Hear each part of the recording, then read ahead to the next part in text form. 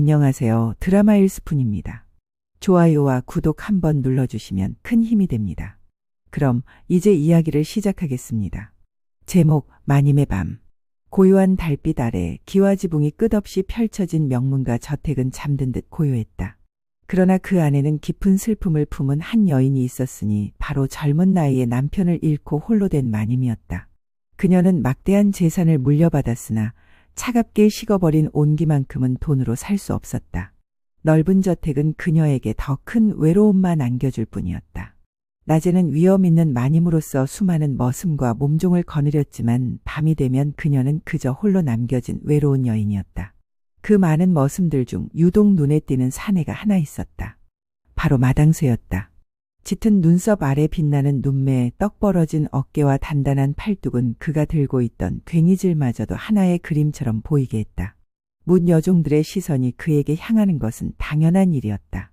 하지만 그를 특별하게 만드는 것은 비단 겉모습만이 아니었다. 저잣거리의 소문처럼 마당쇠는 밤일에 능하다는 풍문이 돌았다. 한번 그에게 빠진 여인은 좀처럼 헤어나오지 못한다는 달콤하면서도 위험한 소문이었다. 어느 늦은 밤, 마님은 우연히 돛돌 아래서 속닥이는 여종들의 이야기를 엿듣게 되었다. 마당쇠 서방 말이야. 정말 기가 막히다지? 밤새도록. 그 뒷말은 흐려졌지만 마님의 귀에 그 이름과 밤이라는 단어는 선명하게 박혔다. 그날 이후 마님은 마당쇠를 볼 때마다 가슴 한편이 쿵 하고 내려앉는 것을 느꼈다. 밭을 가는 그의 뒷모습, 장작을 패는 우렁찬 소리, 하다못해 우물가에서 물을 깃는 모습조차도 예사롭게 보이지 않았다. 가슴 속에서 피어나는 이 알 수 없는 두근거림은 고요했던 마님의 삶에 작은 파문을 일으키기 시작했다. 마님은 자신의 마음을 애써 외면하려 했다. 채통을 중시해야 할 양반가의 마님으로서 머슴에게 품는 이런 마음은 상상조차 할 수 없는 것이었다. 밤마다 베개싯을 적시며 괴로워했다. 정신 차리자.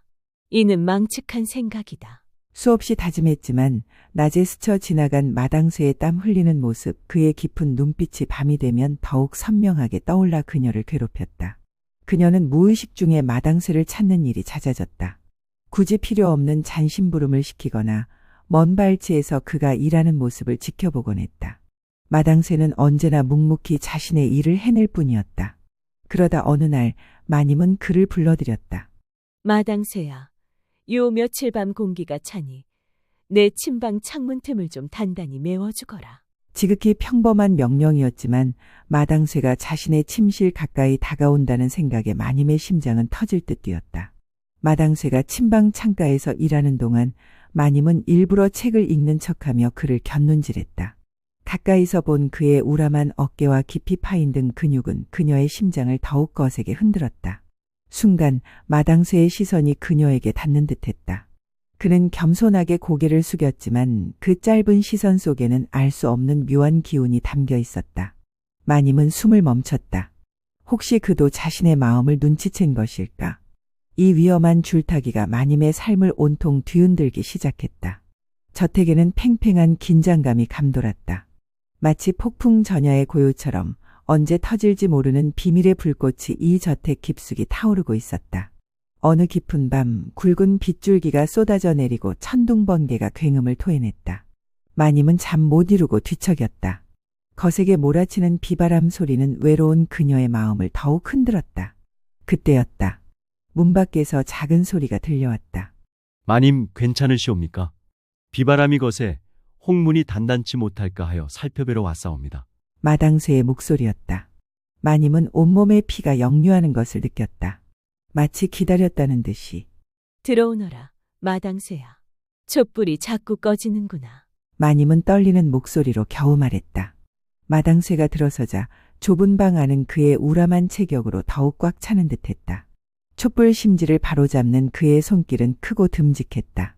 창밖은 천둥번개로 아수라장이었지만 방 안은 촛불 하나가 겨우 흔들릴 뿐 팽팽한 침묵이 흘렀다. 마님은 용기를 내어 말했다. 마당쇠야, 혹 내게 해줄 이야기가 없느냐? 그녀의 시선은 그의 깊은 눈에 닿았다. 마당쇠는 잠시 망설이는 듯했지만 이내 마님의 간절한 눈빛을 읽은 듯 고개를 숙였다. 마님께서 저를 부르셨사옵니다. 그의 목소리는 낮고 묵직했다. 그 말에 마님은 모든 채통과 이성을 놓아버렸다. 그녀는 자리에서 일어나 그의 손을 잡았다. 그의 손은 그녀의 손보다 몇 배나 컸고 거칠었지만 그 어떤 것도 줄 수 없었던 따스한 온기를 품고 있었다. 그 순간 천둥이 크게 울리고 촛불이 완전히 꺼졌다. 암흑 속에서 마님은 마당쇠의 품에 안겼고 그의 강한 팔이 그녀의 허리를 감쌌다. 소문은 거짓이 아니었다. 그의 품은 그 어떤 외풍도 막아줄 듯 따뜻하고 단단했으며 그의 손길은 그녀의 몸 구석구석을 깨워냈다. 마님은 수많은 밤을 홀로 보낸 한을 풀어내듯 그의 이름만을 되뇌었다. 마당쇠야의. 그녀의 세상은 그의 존재로 인해 완전히 뒤바뀌었다. 밤새도록 쏟아지던 비는 거짓말처럼 그치고 여명이 창문으로 희미하게 스며들었다. 마님은 마당쇠의 품에서 깨어났다. 어젯밤의 격렬함이 지나간 자리에 남은 것은 이루 말할 수 없는 충족감과 함께 찾아온 묘한 불안감이었다. 그녀의 몸은 나른했고 마음은 더없이 평온했지만 동시에 이 위험한 비밀이 가져올 파장을 직감했다. 마당쇠는 이미 일어나 흐트러진 옷매무새를 고치고 있었다.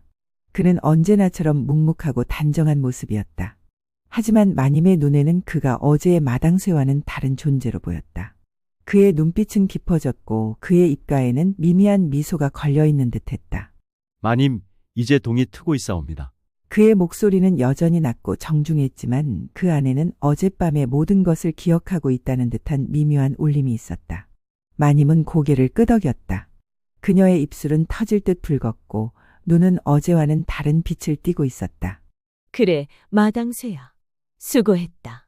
아무에게도 말하지 말거라. 그녀의 말은 경고이면서 동시에 간청이었다. 마당쇠는 말없이 고개를 숙인 채 방을 나섰다. 그가 사라지고 문이 닫히자 마님은 다시 침대에 주저앉았다. 그녀는 새로운 자신을 발견한 듯했다. 오랜 외로움이 마침내 채워진 기분, 그러나 그 대가가 무엇일지는 아직 알 수 없는 아찔한 경계선에 서 있었다. 그날 이후 마님과 마당쇠의 관계는 은밀한 그림자처럼 저택 안에 스며들었다. 겉으로는 아무것도 변하지 않았다. 마님은 여전히 위험 있는 안주인이었고 마당쇠는 묵묵히 자신의 일을 하는 충직한 머슴이었다. 그러나 이제 그들의 눈빛에는 세상 사람들이 알지 못하는 깊은 유대가 깃들어 있었다.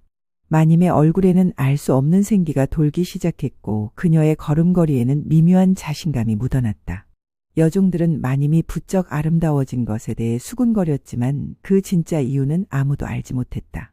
마당쇠는 여전히 소문 속의 밤일꾼이었다. 그러나 이제 그 전설의 한 조각은 저택의 가장 깊숙한 곳, 마님의 침실에 숨겨져 있었다. 그는 마님의 부름에 언제든 그림자처럼 나타났다가 사라졌다. 그들의 만남은 언제나 짜릿하고 위험했으며 그 금지된 사랑의 불꽃은 더욱 뜨겁게 타올랐다. 마님은 이제 알았다. 이 모든 것이 위험한 불장난임을. 그러나 이 밤의 유혹에서 벗어날 수 없음을. 그녀는 마당쇠의 존재가 자신의 삶을 얼마나 채워주는지 깨달았다. 마님은 창밖에 마당쇠를 물끄러미 바라보았다. 그의 굳건한 모습에서 자신의 은밀한 행복을 확인하는 듯했다. 소문은 때로 진실이 되며 그 진실은 가장 예상치 못한 곳에서 피어나 한 사람의 세상 전체를 뒤흔들어 놓는 법이었다. 마님은 만족스러운 그러나 영원히 위태로운 미소를 지었다. 그녀의 밤은 이제 마당쇠의 것이었다. 그리고 그녀의 세상은 그로 인해 비로소 완성되었다. 끝까지 시청해 주셔서 감사합니다. 영상이 좋으셨다면 구독과 좋아요 부탁드립니다.